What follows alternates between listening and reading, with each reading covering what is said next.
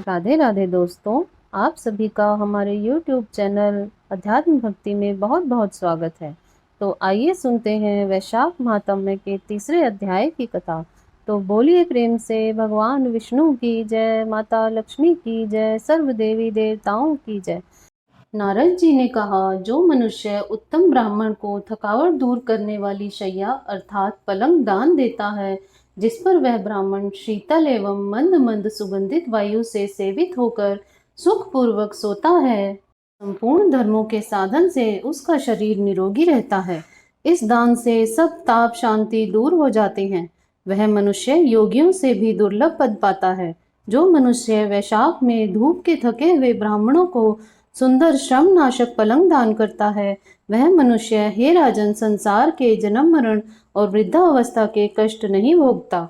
उस पलंग पर ब्राह्मण के शयन करने से जीवन भर के जाने अनजाने किए हुए पाप नष्ट हो जाते हैं।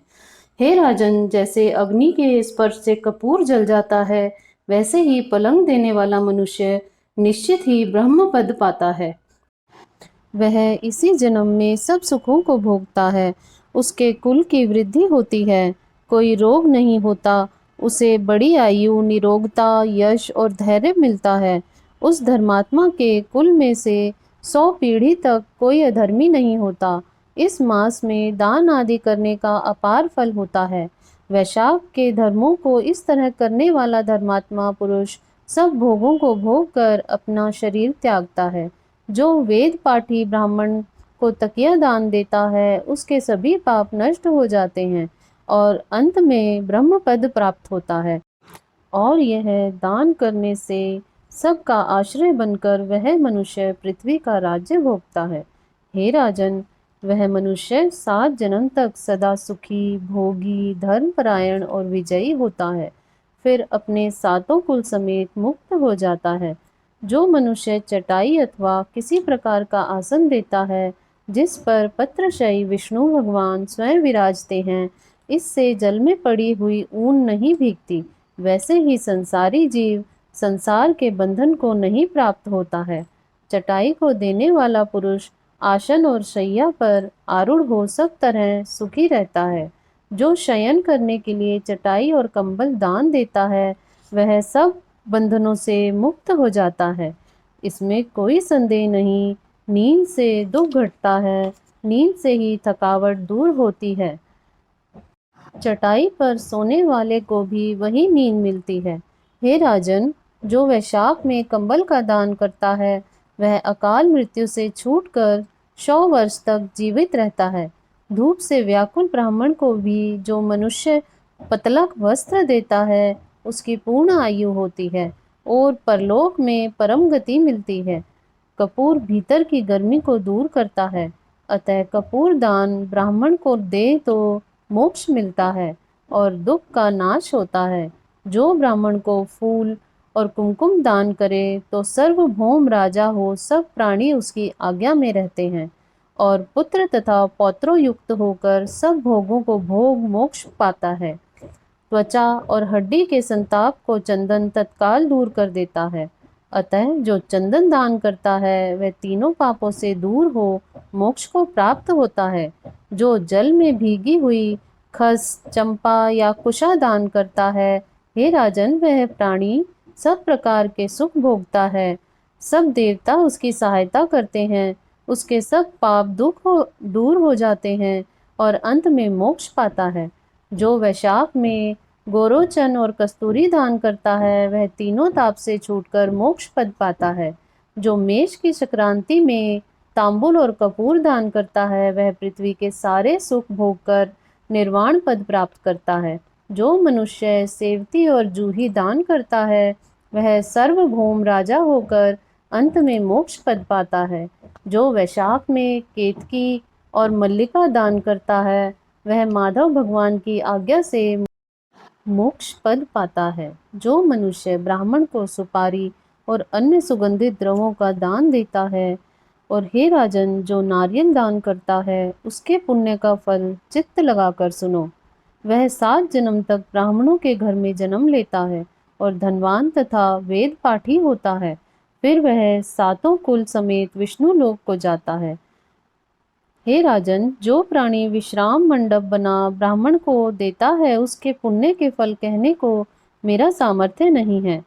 जो मनुष्य छाया मंडप बनवाकर भीतर बालू बिछा उसमें प्याऊ लगा देता है, वह स्वर्ग लोक का स्वामी होता है। जो मनुष्य मार्ग में बाग, कुआं, तालाब, झोपड़ी बनवाता है, वह बड़ा धर्मात्मा होता है।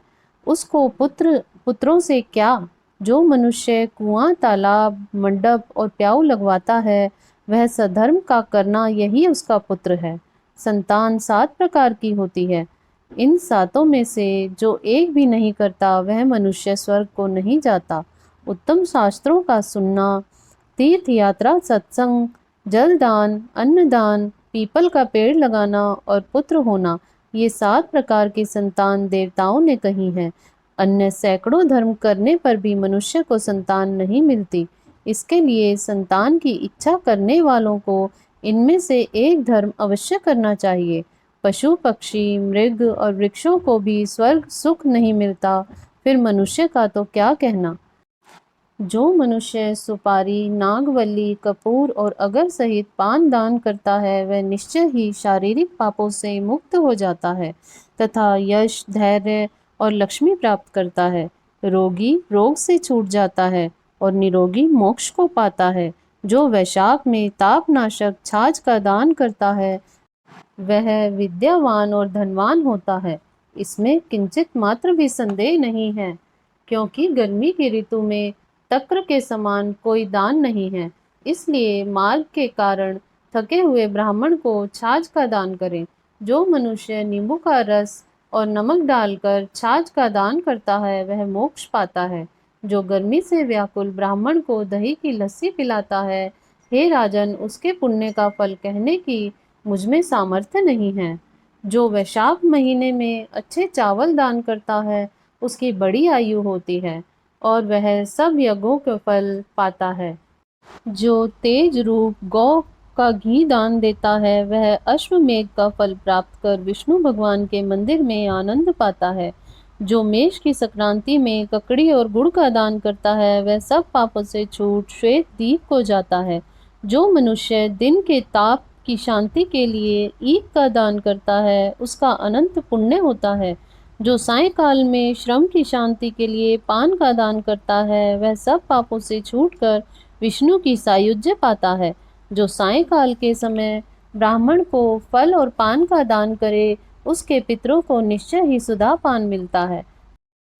तो इस प्रकार से श्री स्कंद पुराणीय वैशाख महात्म्य में नारद एवं अम्बरीश के संवाद में दान महिमा निरूपम नामक तीसरा अध्याय भी पूर्ण हुआ।